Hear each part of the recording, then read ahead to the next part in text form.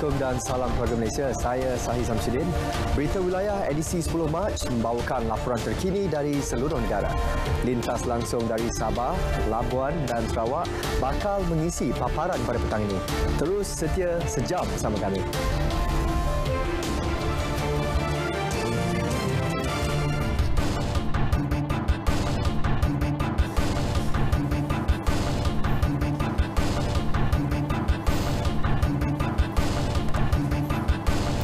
Kementerian Komunikasi dan Multimedia Malaysia melalui Agensi Suruhanjaya Komunikasi dan Multimedia Malaysia akan membina lebih banyak pencawang telefon selular di negeri Johor. Ini bagi membantu masyarakat di Johor, khususnya di Kota Tinggi, meningkatkan taraf hidup melalui perniagaan secara dalam talian. Menterinya Tan Sri Anwar Musa memaklumkan antara tindakan diambil adalah membina struktur pemancar baharu, naik taraf stesen pemancar sedia ada, penyambungan rangkaian gentian optik dan pusat ekonomi digital keluarga Malaysia PEDI. Tambahnya, kemudahan 6 PEDI sedia ada turut memberi nilai tambah dan kemudahan kepada para penduduk setempat dalam melaksanakan urusan seharian mereka. Setakat tahun lalu, liputan 4G di Johor berada pada paras 98.68% dan angka berkenaan disasarkan akan meningkat kepada 99.14% menjelang akhir tahun ini. Malaysia telah menerima 200,000 permohonan untuk pengambilan pekerja dari Bangladesh. Menteri Sumber Manusia Datuk Seri M. Saravanan memaklumkan proses permohonan tersebut kini dalam peringkat penapisan. Kebetulannya Bangladesh dah boleh masuk dah. Bangladesh dah boleh masuk. Mereka dah mula pendaftaran. Setakat ni 200,000 permohonan telah pun diterima oleh Kementerian Sumber Manusia dan kita sedang menapis. Sementara itu, beliau berkata Malaysia dan Indonesia akan memeterai Memorandum Persefahaman MOU 17 Mac ini untuk pengambilan pekerja asing dari Indonesia. MOU akan ditandatangani kedua-dua pihak bagi membenarkan kemasukan pekerja domestik dari Indonesia. Menurutnya, isu berkaitan gaji minimum, skop pekerjaan serta penggunaan sistem yang sah telah selesai dibincangkan. Beliau terdahulu merasmikan Forum Pelan Tindakan Nasional berhubung buruh kasar Anjuran Perbadanan Pembangunan Sumber Manusia Berhad HRD Corp. Kerajaan Persekutuan tidak pernah mengabaikan kedaulatan Sabah dalam apa jua perkara termasuk berkaitan isu keselamatan. Tegas Menteri di Jabatan Perdana Menteri, Parlimen dan Undang-Undang, Datuk Seri Dr. Wan Junaidi Tuanku Jaafar, berhubung isu tuntutan Kesultanan Sulu, kerajaan tidak berdiam diri dan mengambil tindakan sewajarnya untuk memastikan kedaulatan negara tidak dicabuli. Adalah tidak betul mengatakan kerajaan tidak serius. Kerajaan telah buat yang terbaik. Pelantikan stampa. Kenapa stampa tu boleh dilantik? Oleh kerana benda tu dibuat secara ex parte. Maknanya kerajaan Malaysia tidak diberi maklum pun berhubung dengan pelantikan itu. Padahal dalam soalan arbitration, there must be consensual. Both party must agree. Ini dilantik secara ex parte. Tindakan dia secara sendiri saja. Saya cukup yakin kalau ini masalah undang-undang ini tidak diselesaikan, dia boleh mendatangkan kekecohan di kalangan mereka di Sulu, di Mindanao, Sabah, di Southern Philippines ya. Beliau bercakap dalam sidang media di Parlimen. Tegas beliau, pada masa sama, keselamatan di Sabah perlu ditingkatkan kerana kemungkinan akan ada ancaman dari selatan Mindanao susulan keengganan Malaysia membayar pampasan berkenaan. Beliau sebelum itu memaklumkan sidang Dewan Rakyat, tuntutan dibuat waris Sultan Sulu melalui Mahkamah Madrid adalah terbatal dan tidak sah. Yang di-Pertuan Agong Al-Sultan Abdullah Riayatuddin Al-Mustafa Billah Shah berangkat menghadiri hari kedua mesyuarat Majlis Raja-Raja ke-258 di Istana Negara hari ini. Mesyuarat yang bermula semalam dipengerusikan Sultan Terengganu, Sultan Mizal Zainal Abidin.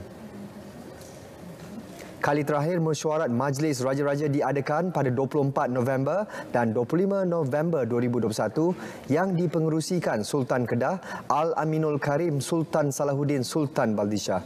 Turut berangkat Raja Perlis, Sultan Selangor, Sultan Perak, Yang di-Pertuan Besar Negeri Sembilan dan Sultan Kedah. Turut berangkat Pemangku Raja Pahang, Tengku Hasanal Ibrahim Alam Shah, Al-Sultan Abdullah dan Tengku Mahkota Kelantan, Tengku Dr. Muhammad Faiz Petra, Sultan Ismail Petra. Mesyuarat juga dihadiri Yang di-Pertua Negeri Pulau Pinang, Melaka, Sabah dan Sarawak. Barisan Raja-Raja diiringi Menteri Besar masing-masing, manakala Yang di-Pertua Negeri diiringi Ketua-Ketua Menteri kecuali Sarawak yang diiringi Timbalan Premier. Turut hadir Perdana Menteri Datuk Seri Ismail Sabri Yaakob. Sebelum ke berita seterusnya, kita ikuti perkembangan cuaca semasa di seluruh negara. Langsung bersama Pegawai Met Malaysia, Wan Muhammad Hafiz Husin. Assalamualaikum dan salam sejahtera. Baik, di saat ini sistem cuaca sistem tekanan rendah yang berada di utara di negeri Sabah nampaknya sudah pun melemah semakin menjauhi rantauan kita. Justru itu Met Malaysia telah pun menamat amaran hujan berterusan yang dikeluarkan sebelum ini.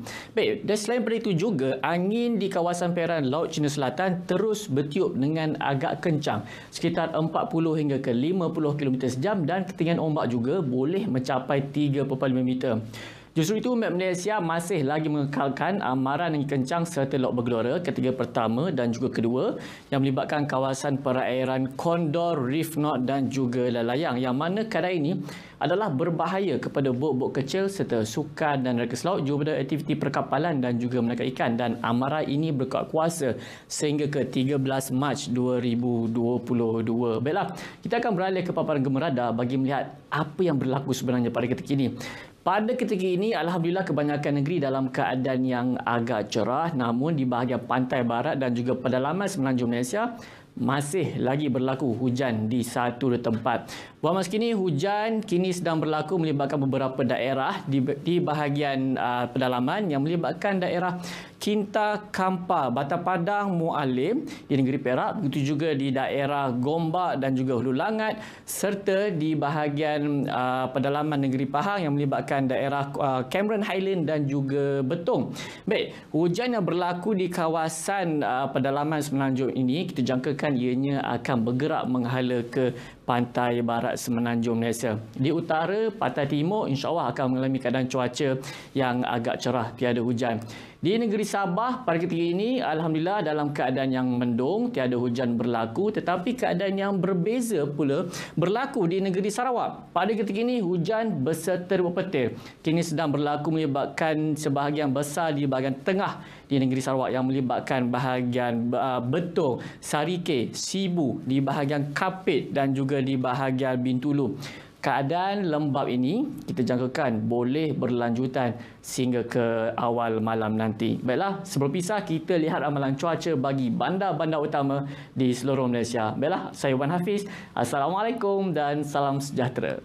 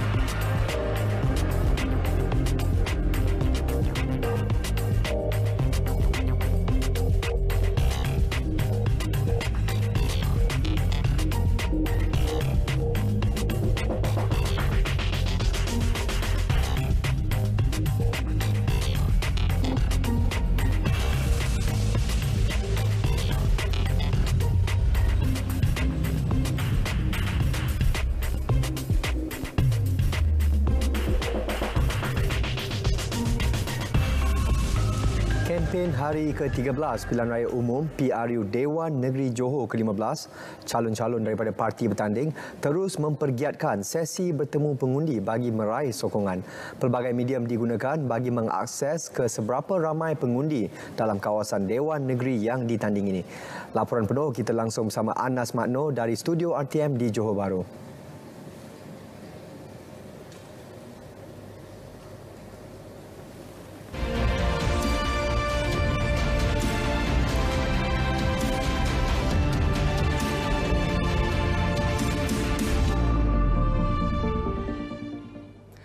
Lebih 2.53 juta pengundi bagi Pilihan Raya Umum Dewan Negeri Johor diseru keluar menunaikan tanggungjawab mereka Sabtu ini.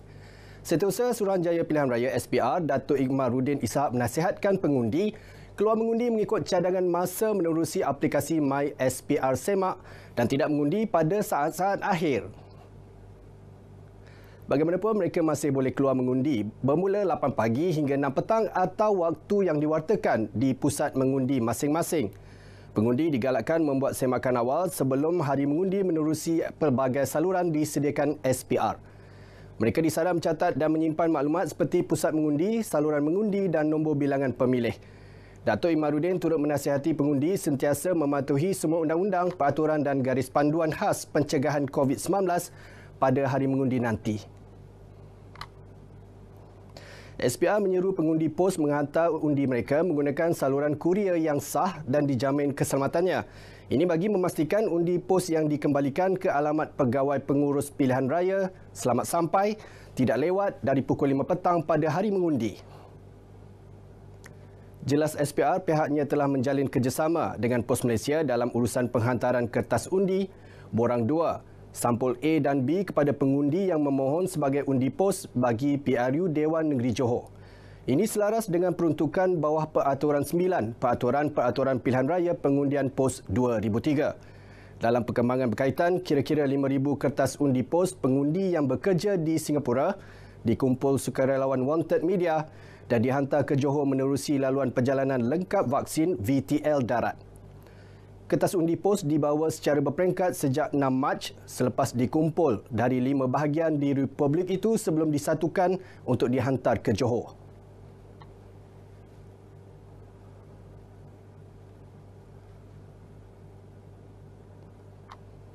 Saya rasa benda ni satu tanggungjawab daripada kami sebagai wakil rakyat Malaysia yang berada di Singapura untuk memudahkan urusan undi rakyat-rakyat Johor yang berada di sana untuk mengundi di Johor Bahru lah. Proses berkempen di Dewan Negeri Bukit Kepong membuka ruang untuk memahami masalah yang dihadapi akar umbi. Calon Barisan Nasional BN Ismail Mohamed optimis dapat menyelesaikan isu berkenaan jika diberi mandat untuk melaksanakan tanggungjawabnya di kawasan itu. Beliau melaksana pelbagai kaedah untuk menyantuni pengundi di Dewan Negeri itu ketika ini.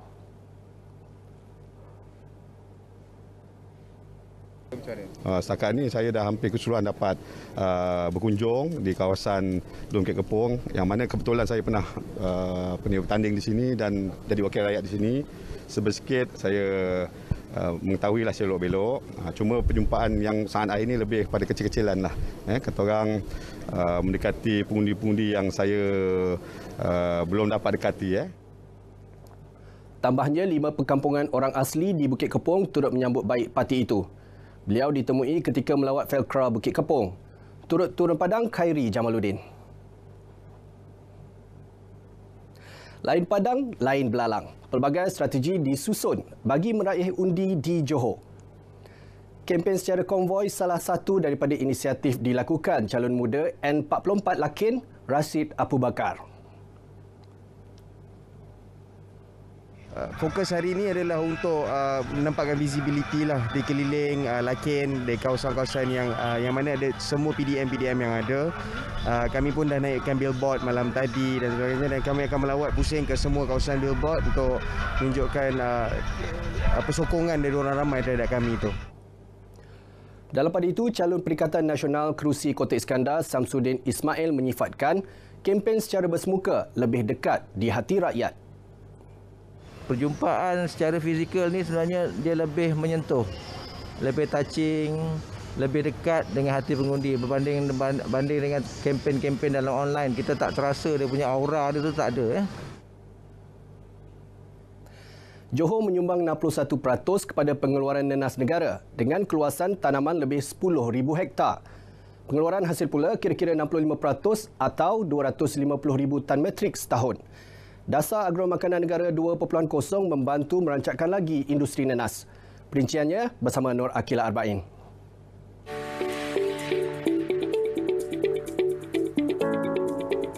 Pelbagai langkah diambil oleh LPNM bagi memastikan industri nenas negara di Johor khususnya terus berdaya tahan. Ia sekaligus memacu kepada perkembangan ekonomi. Ia termasuk membantu pekebun dan juga pengusaha industri hiliran dalam sektor ini dengan teknologi dan pembangunan pertanian terkini seiring dengan perkembangan era digital. 3,286 petani di Johor terlibat dengan tanaman nanas. Keluang, daerah terbesar tanaman nanas, berkeluasan lebih 3,000 hektar. Diikuti Batu Pahat dan Pontian, masing-masing lebih 1,000 hektar. Lembaga Nenas juga mengambil inisiatif untuk melaksanakan pendekatan-pendekatan yang berus pada revolusi industri perindustrian itu dengan memperkenalkan penggunaan teknologi tinggi dan juga pemasaran secara digital platform. So kat situ kita nampaklah kesannya di mana pengurusan penanaman nenas itu lebih efektif compare dengan secara tradisional. Secara keseluruhan, jumlah ekspor nenas negara pada suku ketiga tahun lepas sebanyak 802 juta ringgit berbanding 641 juta ringgit sepanjang 2020. Tanaman itu diekspor ke lebih 20 negara, antaranya Singapura, Mesir, China dan Jepun. LPNM turut memainkan peranan besar bagi memastikan nenas berjaya diekspor ke luar negara. Jadi masa ni MCO lebih kurang 10 kontainer per bulan. Satu kontainer lebih kurang dalam 2,200 karton. Satu karton lebih kurang 10 kilo. Jadi total satu kontainer mana dalam 18,000 biji buah yang kita akan hantar untuk setiap kontainer.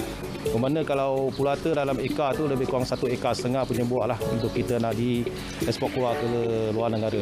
Kemana permintaan untuk masa ini memang masih orang kata boleh mencukupi lah untuk kita diekspor keluar. Dapat tingkatkan lagi pendapatan saya daripada saya kerja di luar dengan tanaman nenas. Saya dapat tingkatkan saya punya pendapatan sebanyak RM3,000 sebulan ke atas. Sokongan dari LPNM dapat tingkatkan lagi saya punya hasil tanaman nenas sebanyak lebih 50%. Ya, LPNM banyak membantu kita pekebun-pekebun nenas ni dari segi khidmat nasihat, latihan, kursus, input-input pertanian seperti baja, racun dan sebagainya.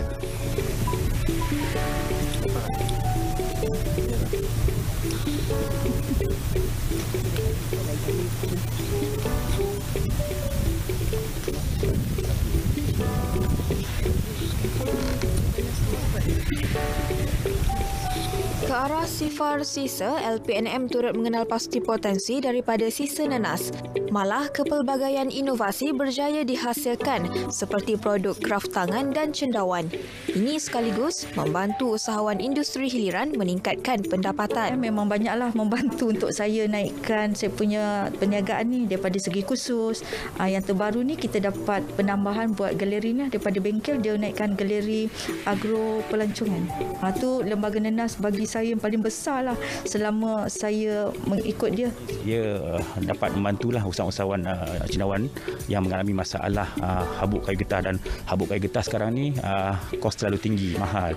So bila ada solusi untuk menggantikan habuk getah daripada sisa nenas, ia memberi harapan barulah kepada pengusaha-pengusaha dan cendawan supaya isu habuk kayu getah ni akan datang tiada isu lah, maknanya kita ada solusi untuk menggantikan habuk kayu getah ni daripada sisa nenas. Bagi memenuhi keperluan dan 2.0, LPNM menyasarkan keluasan tanaman nanas negara melonjak kepada 20,000 hektar 3 tahun lagi berbanding 17,000 hektar pada 2020. Nur Akila Arba'in, Berita RTM. Peruntukan sebanyak 4.5 juta ringgit oleh pihak berkuasa kemajuan pekebun kecil Perusahaan Getah RISDA bakal memanfaatkan seramai 3,789 pekebun kecil RISDA bagi negeri Johor. Manakala 1.29 juta ringgit lagi diperuntukkan bagi program pencegahan dan kawalan penyakit luruhan daun LDP.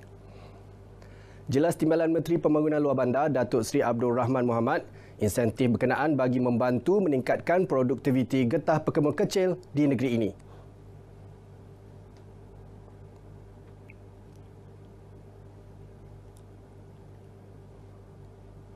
Ini tak lain tak bukan matlamat kita untuk meningkatkan produktiviti getah kepada pekebun-pekebun kecil, khususnya sasaran kita sebanyak 1,800 kg penghasilan untuk seka bagi setahun.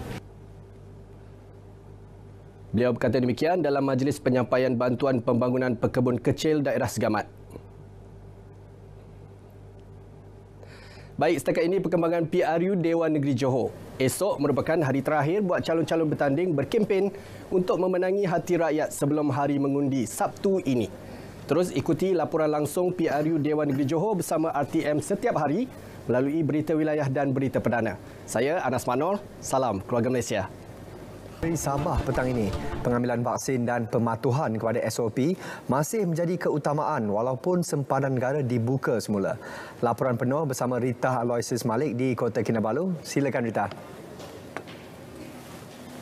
Ya, Sahih. Susulan pembukaan semula sempadan negara pada 1 April depan yang bakal menyaksikan kehadiran ramai pengunjung dari luar negara, keperluan untuk mendapatkan vaksin dengan segera menjadi satu mekanisme penting bagi melindungi diri daripada risiko dijangkiti COVID-19. Dalam pada itu, pematuhan kepada SOP juga perlu terus menjadi keutamaan.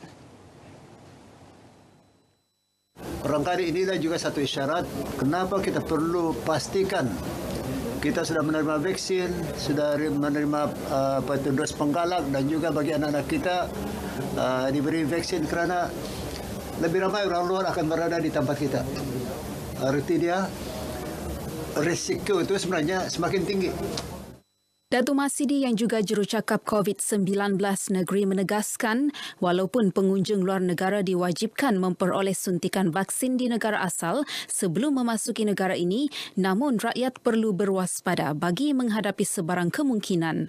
Datuk Masidi ditemui media selepas menyempurnakan majlis pemberian imunisasi vaksin dewasa dan vaksin kanak-kanak dan dos penggalak COVID-19 untuk warga kementeriannya di Kota Kinabalu. Dalam perkembangan sama, Datuk Masidi memaklumkan sebahagian besar kanak-kanak yang dijangkiti COVID-19 dan menerima rawatan di hospital terdiri daripada mereka yang belum menerima vaksin. Sehubungan itu, ibu bapa sekali lagi digesa untuk membenarkan anak-anak menerima vaksin demi manfaat kesihatan mereka. 6 pusat pemberian vaksin PPV dibuka di Tuaran bagi program imunisasi COVID-19 kebangsaan kanak-kanak PIC Kids iaitu Klinik Kesihatan Tamparuli, Tenggilan, Kiulu, Serusup, Simpangan dan Klinik Kesihatan Ibu dan Anak Tuaran. PPV ini beroperasi setiap hari bagi mencapai sasaran vaksinasi 16,000 kanak-kanak dalam tempoh 6 bulan. Menurut Pegawai Daerah Tuaran Syahrin Samsir, ia juga antara persiapan peralihan ke fasa endemik selain memfokuskan kepada pemberian dos penggalak. Salah satu persiapan peralihan kepada endemik ini untuk adalah memastikan masyarakat kita menerima vaksinasi. Dan sekarang ini fokus kita adalah memastikan mereka yang belum lagi mendapat dos penggalak agar segera berbuat demikian, dan kanak-kanak juga kita menggesa agar ibu bapa segera membawa anak-anak ke PPV ataupun klinik kesihatan di daerah Tuaran yang memberikan perkhidmatan memberi suntikan vaksin ini. Beliau berkata demikian kepada media selepas merasmikan program promosi PIC Kids di Hospital Tuaran. Sementara itu, Pengarah Hospital Tuaran, Datuk Dr. G. Mohan Gopal Naidu berkata pihaknya memberi tumpuan kepada kanak-kanak yang mempunyai masalah kesihatan. Pada masa sama juga kami ingin gunakan pendekatan di mana sepanjang masa cuti sekolah ini, mereka ni tak dapat pergi ke sekolah. Tidak apa. Kami buka setiap minggu 5 hari kami buka dari hari Isnin ke hari Jumaat. Mereka boleh hubungi kami dan kalau ada keperluan nanti kami akan buka Sabtu Ahad jugalah. Ini pendekatan kami dengan masyarakat untuk mencapai target yang ditetapkanlah. Target untuk PIC ni memang kita targetkan kalau untuk daerah Tuaran ni secara keseluruhan kita perlu mencapai 16,000 lah, 16,000 kanak-kanak ya untuk diberi vaksin ya.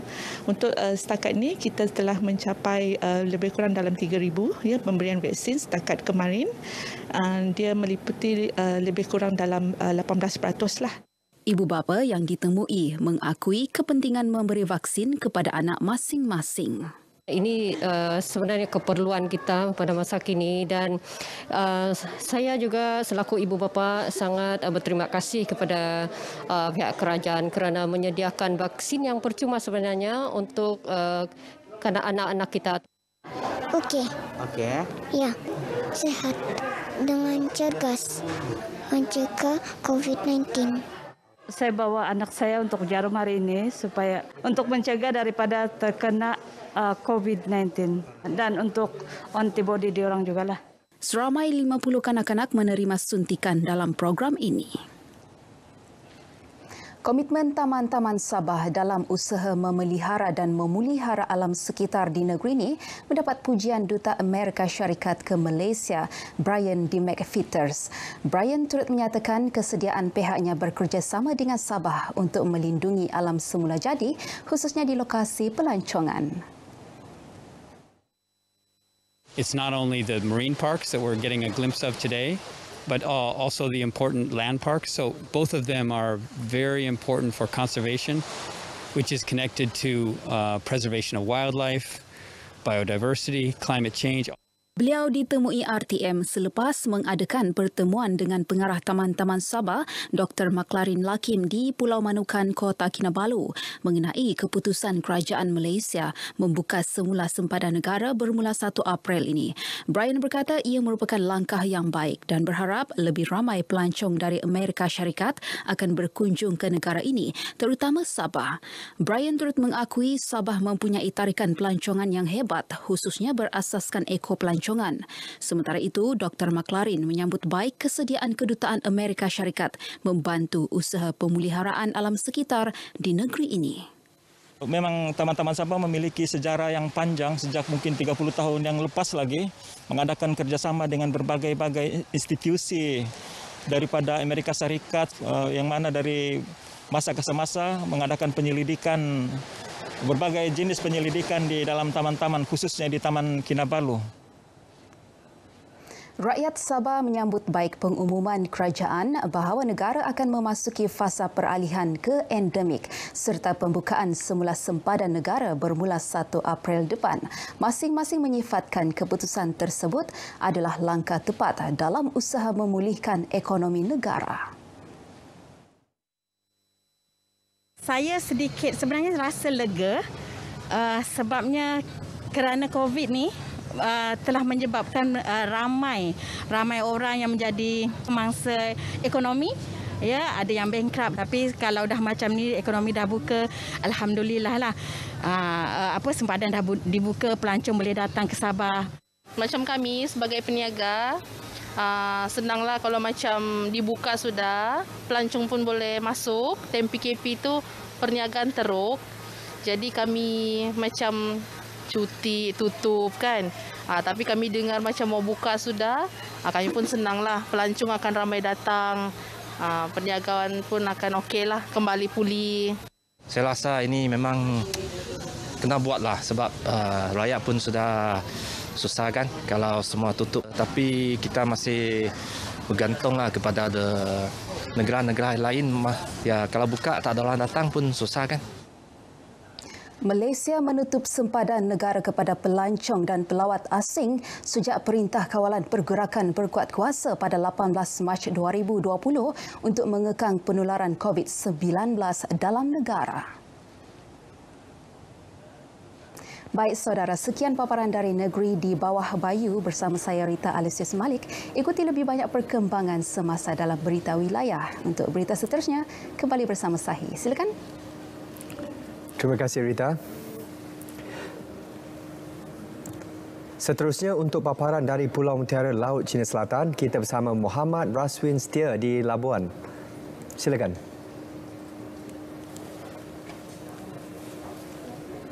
Masyarakat Labuan jelas lega dengan pengumuman fasa peralihan ke endemik bermula 1 April ini, sekaligus mengembalikan kehidupan normal selepas hampir 2 tahun dicengkam COVID-19. Peralihan fasa 4 kepada endemik ni sebenarnya untuk perjalanan domestik kita tidak ada masalah sebab semua perjalanan telah pun disusun seperti awalnya dan mungkin akan ada pertambahan sebab kita sudah menghampiri musim-musim perayaan. Memandangkan lagi pada bulan April masuknya bulan Ramadan dan kita bolehlah solat tarawih bersama-sama dengan arahan yang terkini inilah. Peralihan itu juga dilihat bakal merancangkan semula aktiviti ekonomi khususnya industri pelancongan yang sebelum ini terjejas teruk. Salah satu berita yang amat menggembirakan terutamanya kepada para pemain industri dan tourism stakeholder atau pemegang taruh pelancongan lebih bersedia dalam mengalu-alukan kedatangan pelancong.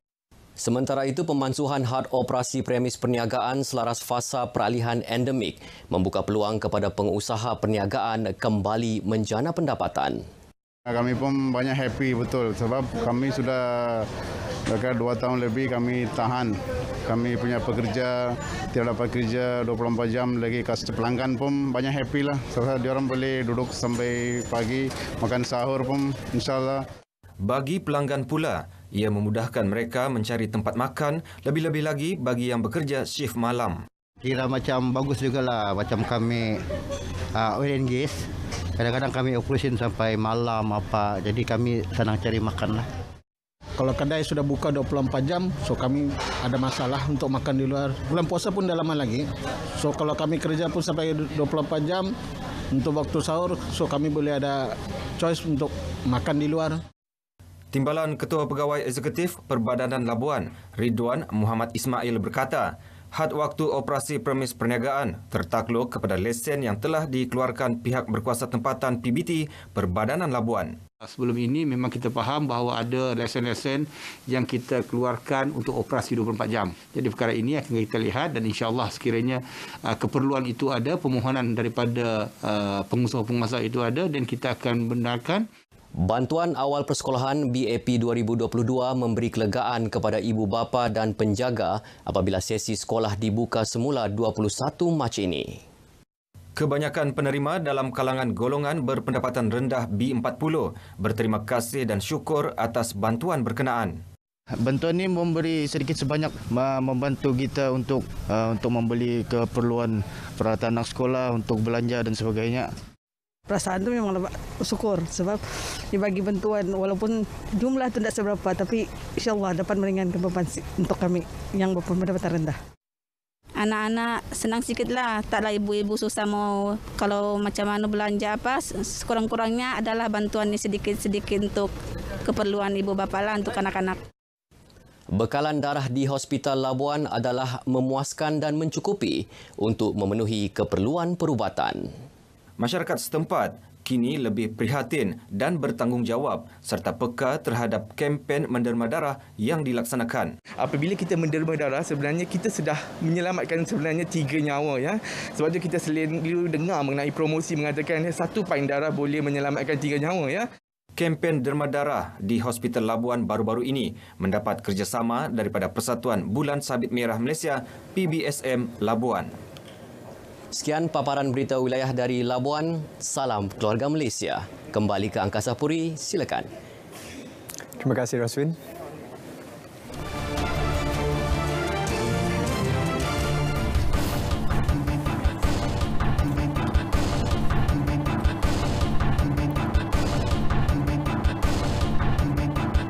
Kita ke Sarawak Bumi Kenyalang. Antara tumpuan hari ini, pemimpin Sarawak zahirkan keyakinan terhadap keputusan kerajaan untuk beralih ke fasa endemik April depan. Membawakan perinciannya, kita bersama Bu Mawin. Baik Sahi, terima kasih. Langkah kerajaan beralih ke fasa endemik April depan disifatkan sebagai satu langkah realistik. Meyakini keputusan itu, Timbalan Menteri Pelancongan, Industri Kreatif dan Seni Persembahan Sarawak, Datuk Sebastian Ting berkata, dengan pembukaan semula sempadan, ia berupaya menghidupkan semula ekonomi negara yang terjejas selepas 2 tahun bergelut dengan pandemik COVID-19. Beliau percaya dengan jumlah kes kritikal yang amat rendah selain kadar vaksinasi yang tinggi, tiada sebab mengapa Malaysia terus ditutup ekoran ancaman COVID-19. Over the past 2 years, we know a lot of businesses were having a hard time, struggling, some shop closed, and unemployment with people being retrenched. So government likely to say that we cannot continue on this. And so therefore it's opening up. Bukan sekadar Malaysia, beliau juga percaya banyak negara lain akan mengambil langkah serupa. Datuk Sebastian yang ditemui RTM di Kuching diminta memberikan reaksi mengenai pengumuman kerajaan untuk beralih ke fasa endemik April depan. Beliau optimis dengan pembukaan semula sempadan negara yang akan membolehkan kemasukan lebih ramai pelancong dari negara jiran seperti Brunei Darussalam dan Indonesia yang banyak memberi manfaat kepada ekonomi kepada Sarawak. 6 lokasi bagi Bazar Ramadan berpusat telah diluluskan oleh Majlis Perbandaran Pedawan MPP yang akan beroperasi bermula 3 April depan. Timbalan Pengerusi MPP, Kaunselor Datuk Ahmad Datuk Ibrahim berkata, pembukaan semula Bazar Ramadan tahun ini selaras dengan pengumuman Perdana Menteri Datuk Seri Ismail Sabri yang membenarkan kegiatan ekonomi beroperasi seperti biasa, termasuk Bazar Ramadan. 3 dari komuniti. Datuk Ahmad berkata 3 lokasi di bawah MPP dikenalikan oleh komuniti setempat iaitu di Sentosa Square, Kota Sentosa oleh Persatuan Peniaga dan Penjaja Sarawak, tempat letak kereta di Taman Maleha oleh Jawatan Kuasa Kemajuan dan Keselamatan Kampung Taman Maleha dan tempat letak kereta Lee Ling Commercial Centre Matang oleh Kelab Silat Olahraga Gerak Kuntau Melayu Asli. Selain itu, 3 lokasi lagi dikendalikan oleh pihak swasta iaitu tempat letak kereta Imat Batu Kawah, tempat letak kereta Imat Matang dan pusat komersial Prince Batu 7 Kuching. Beliau menjelaskan kerajaan negeri juga telah meluluskan untuk pembukaan bazar itu bagi memberi peluang kepada masyarakat merasai suasana Ramadan selain peluang kepada komuniti peniaga meraih pendapatan tanpa mengenakan bayaran lesen. Datuk Ahmad berkata demikian pada sidang media di Pejabat MPP di Kota Padawan. Bagaimanapun mengenai prosedur operasi standard SOP, beliau memberitahu SOP adalah seperti sedia ada termasuk pemakaian pelitup separuh muka dan mengimbas aplikasi MySejahtera serta lengkap divaksin. Selain itu, beliau menambah pengendali makanan di bazar juga perlu mempunyai sijil pengendali makanan dan lengkap divaksinasi. Anjing pengesan hanya dapat menjejak bau badan Eric Chang Wei Ji sehingga 100 meter ke hadapan rumah sahaja. Demikian maklumat baru yang diperoleh dalam pencarian kanak-kanak berumur 4 tahun yang dilaporkan hilang sejak Isnin lepas di Bintawak, Kuching.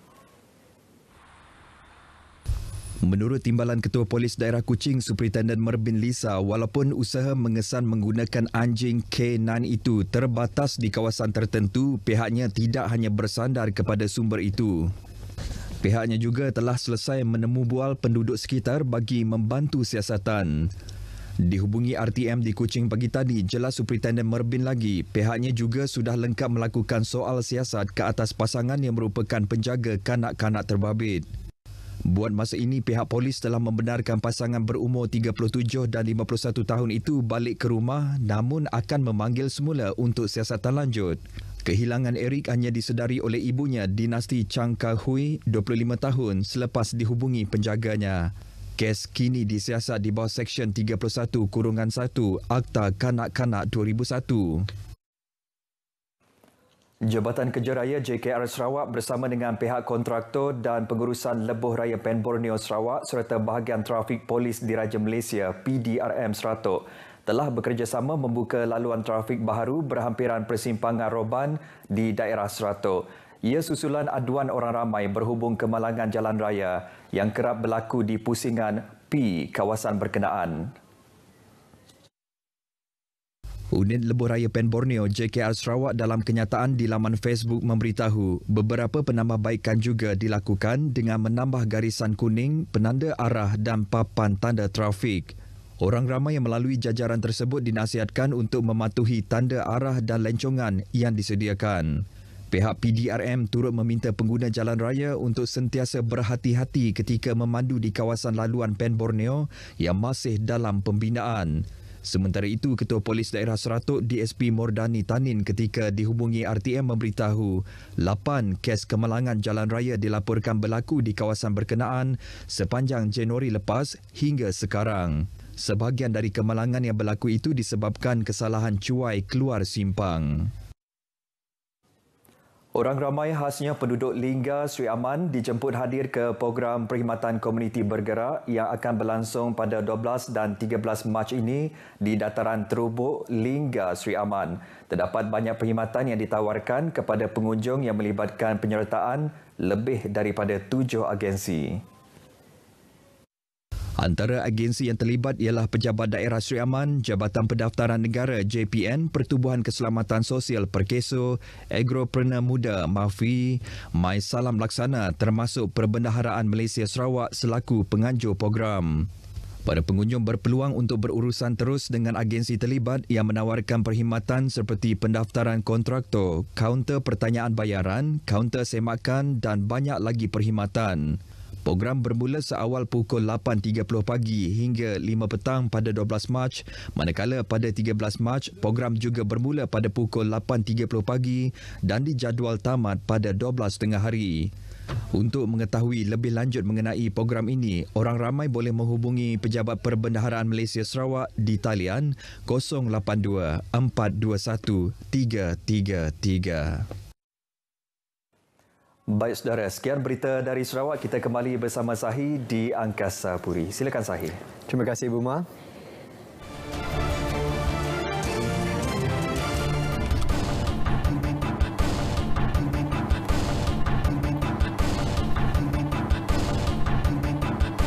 Jabatan Sukarelawan Malaysia rela Negeri Kelantan dalam usaha melaksanakan program pemutihan.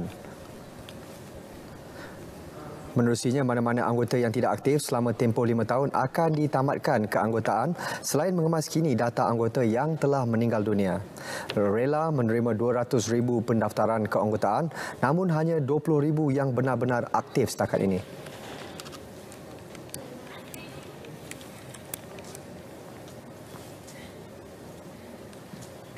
Kita dalam Kelantan memang ramailah hampir 200,000 lah. Tapi yang aktif ni kita bergantung kepada job kita lah. Keperluan kita bertugas tu kita nampak boleh jadi satu masalah lah, risiko. Jadi sebab tu kita kena rotate kita punya anggota ni supaya yang lain pun merasa, yang lain pun boleh berkhidmat dengan kita jugalah. Beliau berkata demikian pada program penyerahan sumbangan bantuan banjir rela di Pasir Mas. Sebanyak RM50,000 diperuntukkan Yayasan Dakwah Islamiah Malaysia Yadim Terengganu bagi program dakwah dan muasadah bencana banjir. Ini bagi membantu penduduk terjejas banjir di negeri itu baru-baru ini. Sehingga kini hampir 7,000 pak barangan keperluan diagihkan kepada 5 daerah terlibat banjir dan akan disalurkan secara berperingkat. Terbaru Masjid Kampung Lubuk Periuk, Acil yang turut terjejas, menjadi lokasi pilihan program cuci-cuci bersih masjid. Apa yang kita lakukan selain daripada khidmat cuci-cuci fasiliti termasuk masjid dan surau ni adalah kita menyampaikan bantuan kepada masyarakat yang terjejas dengan memberikan barang makanan dan barang keperluan, selimut dan sebagainya yang sangat diperlukan oleh penduduk di sini yang kalau dilihat memang sangat-sangat terjejas. Dan mungkin jumlah keseluruhan bantuan yang telah kita sampaikan setakat ini untuk negeri Terengganu ke hari ke-10 selepas banjir ini kita dah belanjakan lebih kurang dari sudut nilainya RM10,000. Pertahanan Awam Malaysia APM dan Radio Television Malaysia RTM mengukuhkan kerjasama strategik bagi memastikan maklumat mengenai kejadian bencana dapat disampaikan dengan cepat dan tepat dan sahih. Kerjasama itu diharapkan dapat membantu menyalurkan maklumat dengan lebih berkesan. Ada kemungkinan bila kita lihat ada tanda-tanda musibah akan berlaku, kita boleh bawa bersama-sama dengan RTM dan anggota mereka untuk memberi amaran atau memberi kesedaran kepada masyarakat supaya mengusungkan ataupun keluar daripada tempat-tempat yang dijangka akan berlaku musibah. Perkara ini akan memberikan kebaikan kepada masyarakat supaya dia tidak mengalami masalah yang lebih besar. Beliau ditemui media selepas sesi pemakaian pangkat dan penyampaian watikah Pegawai Kehormat APM kepada Ketua Pengarah Penyiaran Datuk Cik Roslan Cik Daud di Ibu Pejabat APM Sungai Merap, Selangor. Ada kenderaan dan sebagainya. Kalau nak tengok RTM, dia ada kenderaan 4x4 ataupun kenderaan tertentu saja yang tidak boleh masuk ke kawasan-kawasan bencana. Dan kita tak boleh masuk secara sembrono. Kita mesti dengan pihak autoriti untuk masuk di kawasan-kawasan yang berlaku bencana supaya dari segi keselamatan kita dapat nasihat daripada APM itu sendiri dan kita bersama-sama dengan dia dengan mengguna fasiliti yang ada dan kita boleh melaporkan berita-berita yang daripada lapangan yang mungkin pihak lain tak boleh melaporkan lagi. 2 hari lagi, itu tempoh yang diberikan Setiausaha Kehormat Persekutuan Gimnastik Malaysia MGF Afrita Aryani Nasril berhubung status penyertaan Farah N. Abdul Hadi ke Sukan C Hanoi Mei depan. Menurut Afrita, MGF sudah pun membuat persediaan untuk sebarang kemungkinan yang akan berlaku.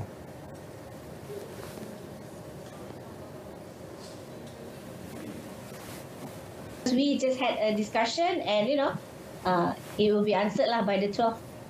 Actually, I already have the list of names, but I still have another 2 more days to finalize. So I will, reveal the really final list after 12 lah.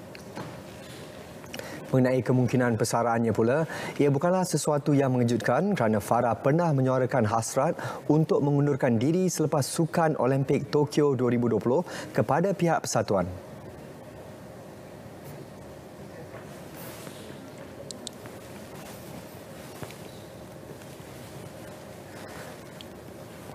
Yes, it's all on her now with her body condition and all, and it's all on her whether she can do it still or not. So we respect that decision and we are still giving her time lah. Tambahnya, MGF sebenarnya sudah pun merancang Pelan B sejak 2019 di mana Farah merupakan satu-satunya gimnas yang berlatih di bawah program latihan Sukan Olimpik, manakala 4 gimnas yang lain berlatih di bawah program Sukan C. Justru status Farah tidak mengganggu perancangan skuad gimnas negara di Tamasya Sukan C Hanoi nanti.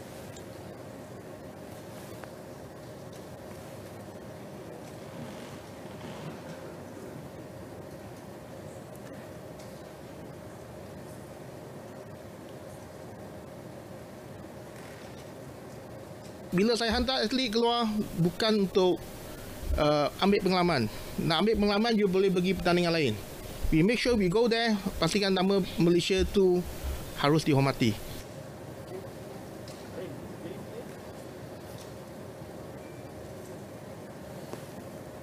Beliau juga memaklumkan setelah sekian lama skuad kanu buat kali pertama layak secara merit ke Sukan C menerusi atletnya Khairul Naim Zainal dalam acara K1. Dalam perkembangan yang sama, Datuk Michael juga mengumumkan skuad kanu akan dibarisi keseluruhan 2 atlet lelaki dan 2 atlet wanita. Kali terakhir skuad negara memenangi pingat di Sukan C ialah pada edisi 2013 di Myanmar apabila Siti Rajah Ali meraih pingat gangsa acara K1 200 meter wanita. Beliau ditemui dalam Majlis Pelancaran Projek Khas Olimpik Paris 2024 di Kelab Tasik Putrajaya.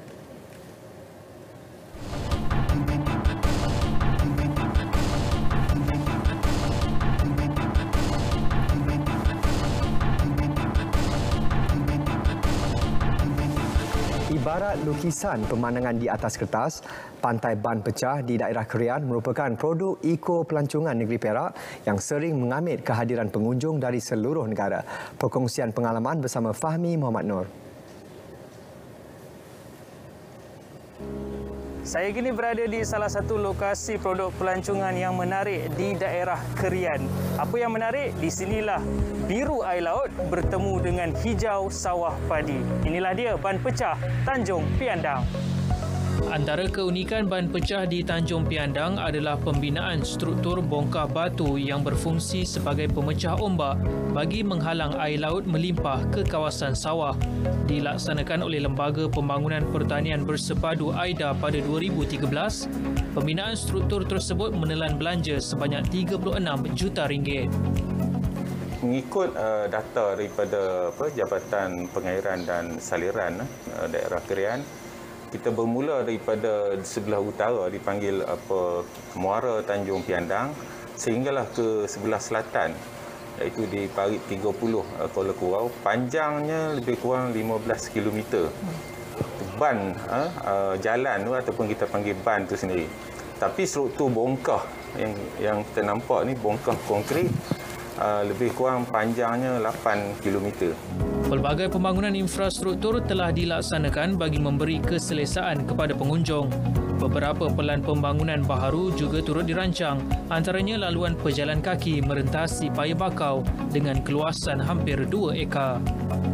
So dari segi pelan konsep telah kita sediakan dan kita telah masukkan rancangan ini dalam rancangan Malaysia yang ke-12 dan pelan sesuatu kita dalam proses menyiapkan dan insya-Allah sekiranya kita mendapat bajet daripada kerajaan sama ada kerajaan persekutuan ataupun negeri. So impian kita daerah Kerian bersama-sama dengan pejabat daerah, Jabatan Pengairan dan Saliran daerah dan juga AIDA, kita dapat mengadakan kemudahan infrastruktur yang lebih lengkaplah untuk pengunjung-pengunjung.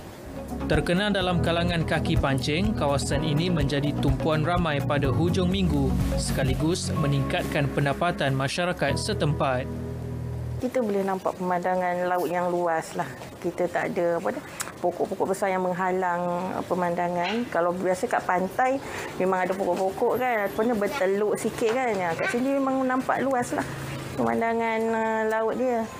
Dulu kan dia kosong, tak ada apa sangat macam pantai biasa, tapi sekarang ni nampak dia orang buat lagi cantik.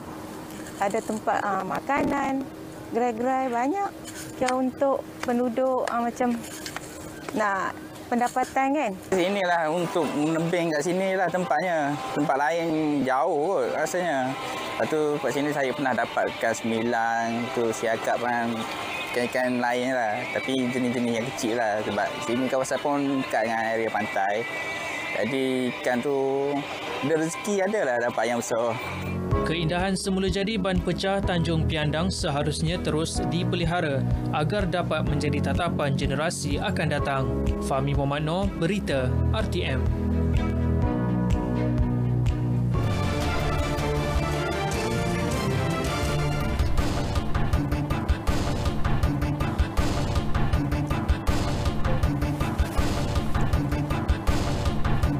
Usaha kerajaan untuk membangunkan vaksin COVID-19 secara oral dan semburan nasal disambut baik oleh penggerak industri pemvaksinan. Ini kerana proses bagi mencari vaksin yang sesuai dan berkesan sememangnya memerlukan fasa yang berperingkat. Justru keberkesanan daripada beberapa vaksin yang telah diluluskan boleh dilihat menerusi pemerhatian yang dijalankan ke atas kesemua vaksin yang ada. Kita galakkanlah kalau orang nak buat nak develop something because the virus itself dia mula-mula memang dia bertapak di oropharynx dan juga di hidung. So if we can stop at the entry site then baguslah.